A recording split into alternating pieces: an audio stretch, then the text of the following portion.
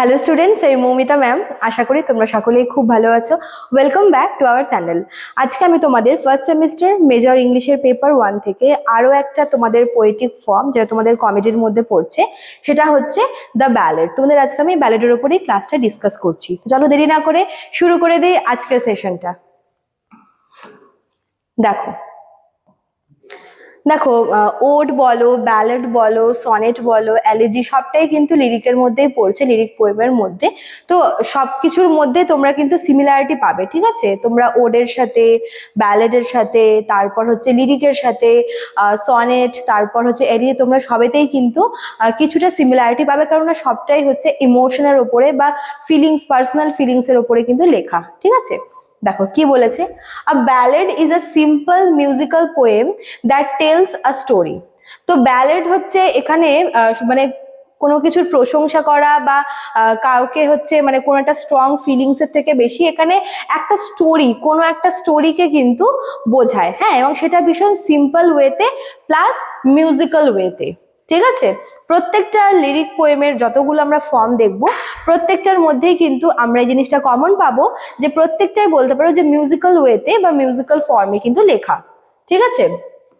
It often talks about love, adventure, bravery or tragic events. তো ব্যালেডের মাধ্যমে যে স্টোরিটাকে describe করা হয়, সেই স্টোরিটা কিন্তু অবশ্যই কোনো একটা ভাইটাল ইস্যুর ওপরে হয়। হতে পারে সেটা হচ্ছে কোনো একটা লাভ স্টোরির ওপরে, বা কোনো একটা অ্যাডভেঞ্চার জার্নি, বা কারোর মানে কোনো একজন মানে কারোর একটা হিরোইক কোয়ালিটি, তার যে ব্রেভনেস সেটা দেখানো হয়, বা কোনো একটা ট্র্যাজিক ইভেন্ট। বলতে পারো যে এই যে ইনসিডেন্টগুলো আছে বা এই যে টপিকগুলো আছে, লাভ, অ্যাডভেঞ্চার, ব্রেভারি, ট্র্যাজিক ইভেন্ট, এই সবগুলো কি প্রত্যেকটাই কিন্তু বলতে পারো বেশ একটা সিরিয়াস বা একটা ভাইটাল একটা ইস্যু বা ভাইটাল একটা টপিক। তো এই টপিকের উপরেই মেনলি কিন্তু স্টোরি বলা হয়ে থাকে ব্যালেডের থ্রুতে। Ballads were first sung by ordinary people, so the language is very easy and direct. Actually এই যে ব্যালেড যে আছে, এটা কিন্তু মানে শুরুতেই যে কোনো একজন পোয়েট বা পোয়েটদের থ্রুতেই যে এই ফর্মটা এসেছিল এমন না।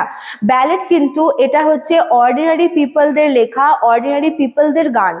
এটা একদম স্টার্টিং এ কি হতো, ব্যালেড তখনও ব্যালেডের মানে সেভাবে এটা কিন্তু মানে পরিচিতি পায়নি।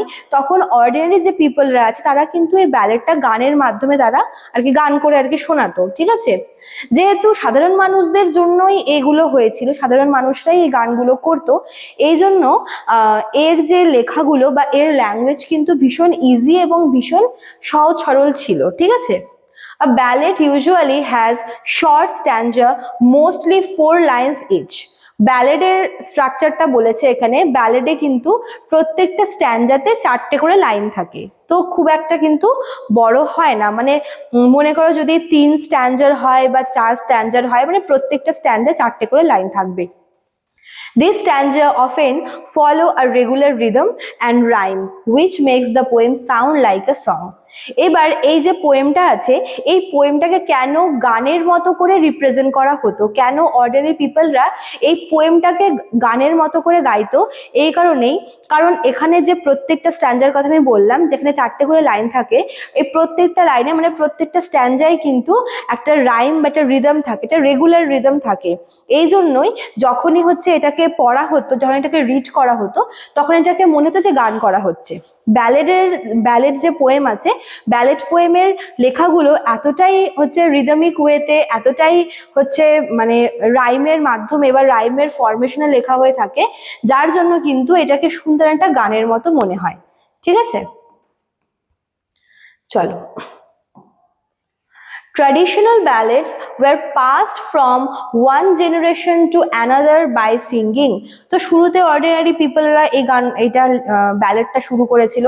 তারপর কিন্তু যেটা ট্র্যাডিশনাল যে আর কি ব্যালেড, সেটা কিন্তু মানে এভাবে গানের মাধ্যমেই বলতে পারো যে এক জায়গা থেকে এক মানে এক ট্র্যাডিশন থেকে আর ট্র্যাডিশনে কিভাবে পাস হয়েছিল, জেনারেশনের মাধ্যমে পাস হয়েছিল গানের মাধ্যমে, ঠিক আছে? People did not write them down in the beginning. Because of this, ballads often have repeated lines or choruses that make them easy to remember. শুরুতেই যখন এই ব্যালেড গান করা হতো, তখন কিন্তু এগুলো রিটেন ছিল না। সবটা কিন্তু ছিল হচ্ছে মৌখিক, মানে মুখে মুখে গান হতো। যার জন্য কি হতো দেখবে যে কোনো একটা গল্প বলো বা কোনো একটা কিছু বলো, দেখবে যে পড়ার থেকে যখন আমরা কারোর থেকে শুনছি, শুনতে শুনতে ব্যাপারটা কিন্তু বেশি আমাদের হচ্ছে মাথায় ঢুকে যাবে বা বেশি আমাদের মানে মনে থাকে, মুখস্থ হয়।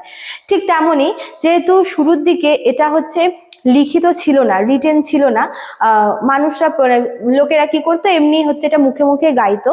যার জন্য বলতে পারো যে প্রচুর রিপিটেড লাইনস আমরা দেখতে পাই, যে প্রচুর লাইন রিপিট হচ্ছে, প্লাস কোরাস এখানে থাকছে, এবং কোরাস বা রিপিটেড লাইনের জন্য কিন্তু আওয়াজটা বারবার যখন সেম কথাগুলো কানে আসে তখন অটোমেটিক্যালি গানটা কিন্তু মুখস্থ হয়ে যাচ্ছে। ঠিক আছে। Many ballads also have dialogue where the characters speak to each other. শুধুমাত্র যে একভাবে গল্পের আকারে বা পোয়েমের আকারে যাচ্ছে এমন না, অনেকগুলো ব্যালেড এমন আছে যেখানে কিন্তু ডায়ালগস রাখা হয়ে থাকে। ডায়ালগস মানে যেখানে ক্যারেক্টাররা একে অপরের সাথে কথা বলছে, একজন বলছে একজন শুনছে রিপ্লাই করছে। ঠিক আছে। This helps the story move forward quickly.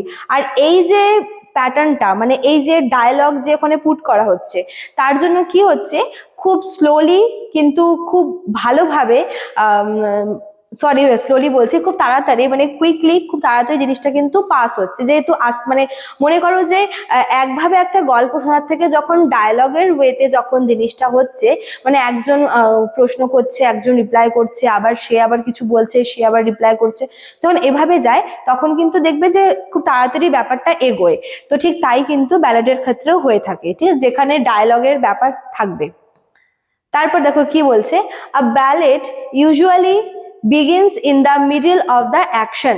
তো ব্যালেড যেটা শুরু হয় সেটা কিন্তু মেনলি কোনো একটা ঘটনা বা কোনো একটা কিছুর একদম মধ্যিখানে, একদম মিডল আর কি পয়েন্টে গিয়ে আর কি শুরু হয়, কোনো রকমের লং ইন্ট্রোডাকশন ছাড়াই। ঠিক আছে।